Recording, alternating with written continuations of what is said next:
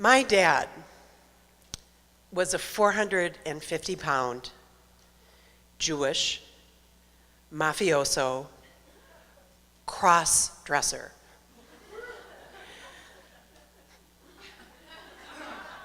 The cross-dressing was strictly professional, and the story there is that when I was about 4, growing up in Minneapolis, my dad bought a little corner bar down by the railroad tracks just south of downtown Minneapolis, and he emblazoned his image on the outside wall of the establishment and opened the doors of Big Al's Bar.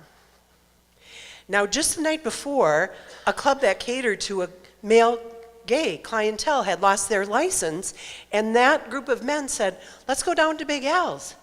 And when my dad opened his bar that evening, he was full of an appreciative clientele that he served and worked with for the rest of his professional life.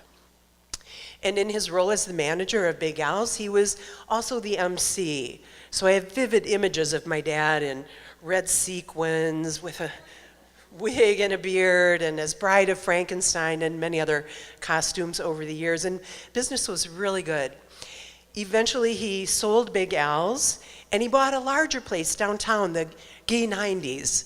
And the Gay 90s was actually 2 clubs. There was one side with a floor show and a restaurant and live music and strippers and of course female impersonators. And on the other side, under the same liquor license, was an intimate little gay bar.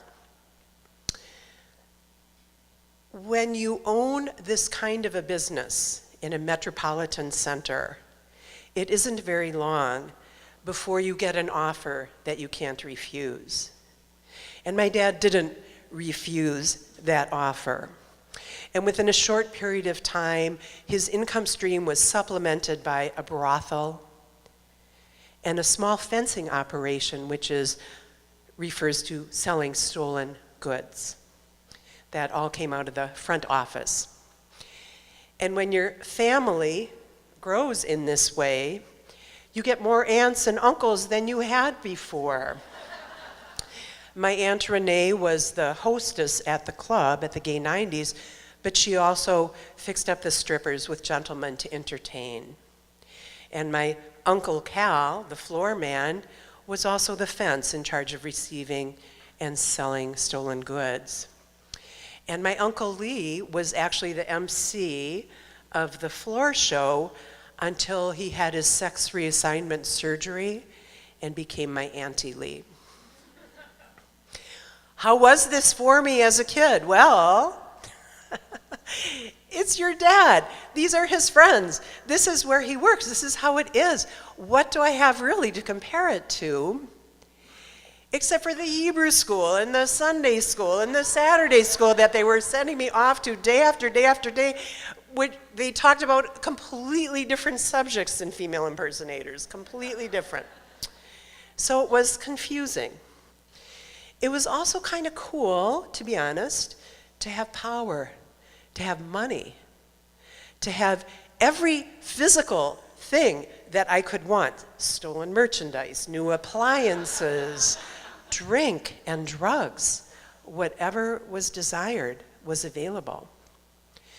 But there was one moment I remember when I was about 16. I was sitting in my newly renovated bedroom, and I saw that the green shag carpeting and the car out front were paid for by girls on their backs.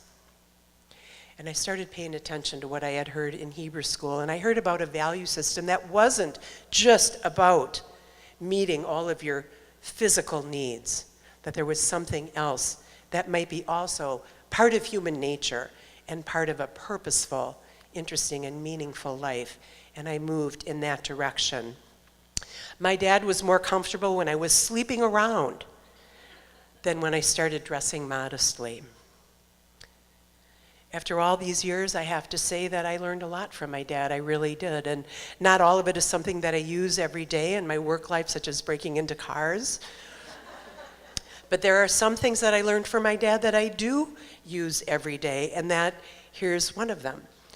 that the janitor is often the most indispensable and honorable person in a joint, and that whatever your place of work is, all the work that is important and necessary for that work to go on is part of your job, and none of it is beneath you. And that is a lesson that I learn every day in my current job as a rabbi, in my current joint, Temple Israel in Greenfield.